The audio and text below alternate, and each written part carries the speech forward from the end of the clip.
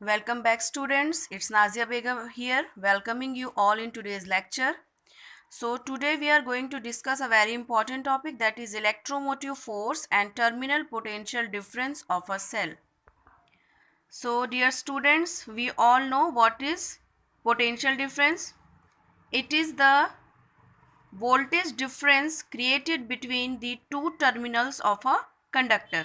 Okay. Now we also know about electric circuit. Okay. We know that when the electric circuit is called open, when it is called close, etc., that things we know. Okay.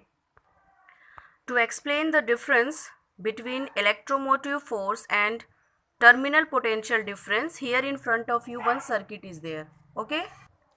In this circuit you all can see one conductor is here, here is one battery, and here is one key. This key is open right now. Okay. Now students, with the help of battery, what we do? We apply potential difference. Okay. This is positive terminal, this is negative terminal. Okay. Positive end is connected to one point of conductor, negative end is connected to another point of conductor. Okay. So in the 2 points of two extreme ends, okay, this one extreme point, this is first end, this is second end, between these two ends of conductor we have applied potential difference with the help of battery. Okay. Right now key is open, that means circuit is not completed. Okay. And when the circuit is not completed, the current will not flow. So this time when current is not flowing, the circuit will be having the maximum potential difference. Okay. As we on the key, this is key on symbol with one dot. Now the key is on. When the key is on, in the circuit current starts flowing.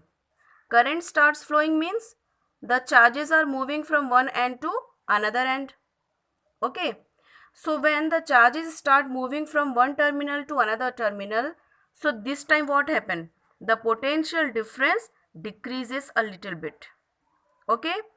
The more number of charges flow from the circuit, the more decrease will be there in potential difference. So from this one thing we can understand that when the circuit is open, when no current is flowing, that time potential difference is maximum. When the circuit is closed, current starts flowing, the potential difference also starts decreasing. Okay. So at what time it was high?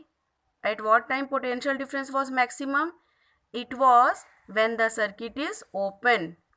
So that time when the circuit is open and the potential difference is maximum, that is called electromotive force. So here you can see the definition of electromotive force. Electromotive force is denoted by EMF in capital letter. So here is the definition. EMF of a cell is defined as the maximum potential difference between the terminals of a cell in open circuit. This is the keyword here, open circuit. Okay, don't forget it when you are writing definition of EMF. That is when no current is drawn from the cell, as I have explained you. And here you can see definition of terminal potential difference. Terminal potential difference of a cell is defined as the potential difference between the two terminals of a cell in closed circuit. That is when a current is drawn from the cell. Okay. Terminal potential difference as well as electromotive force, they both are the value of potential difference basically. So that's why they both are having same SI unit, that is volt.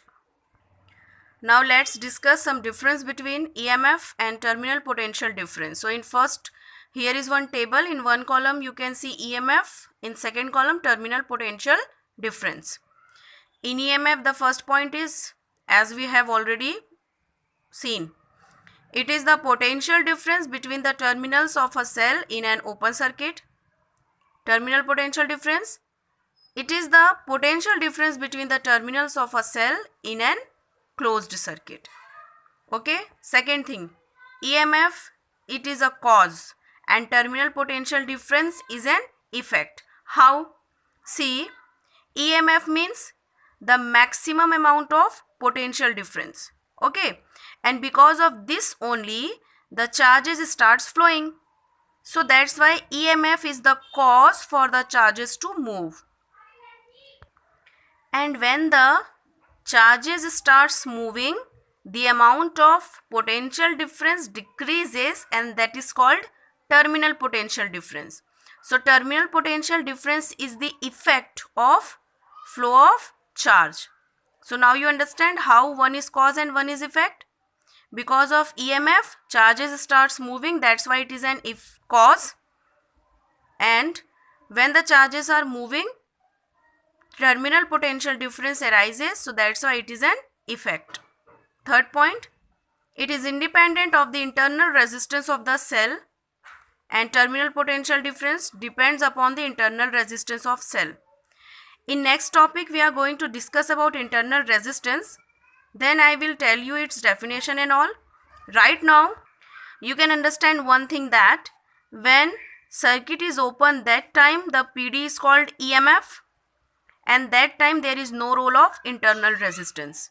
But for terminal potential difference the circuit is closed, and that's why it depends on internal resistance.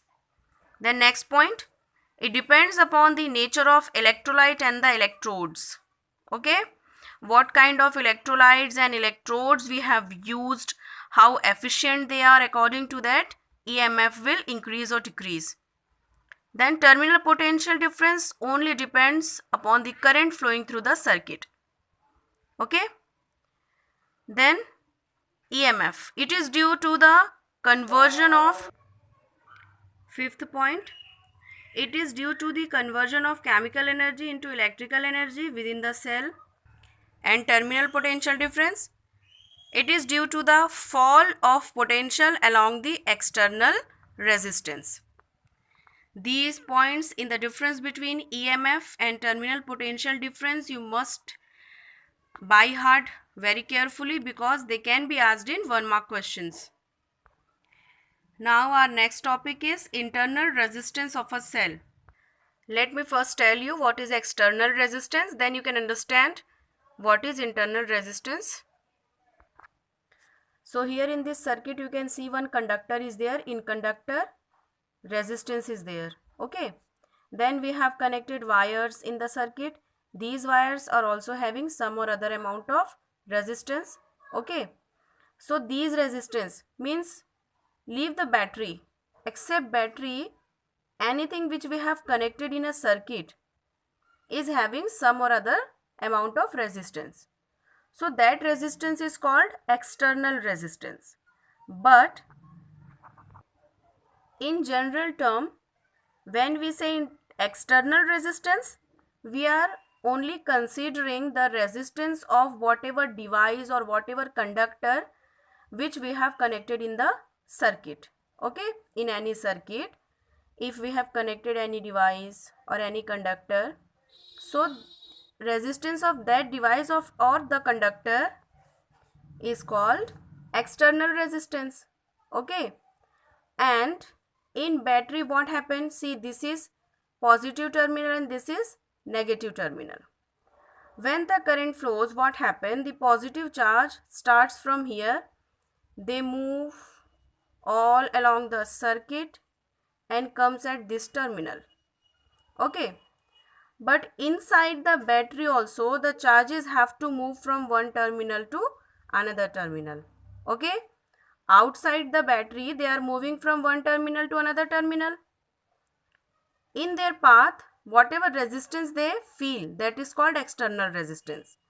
But inside the battery also the charges has to move from one terminal to another terminal.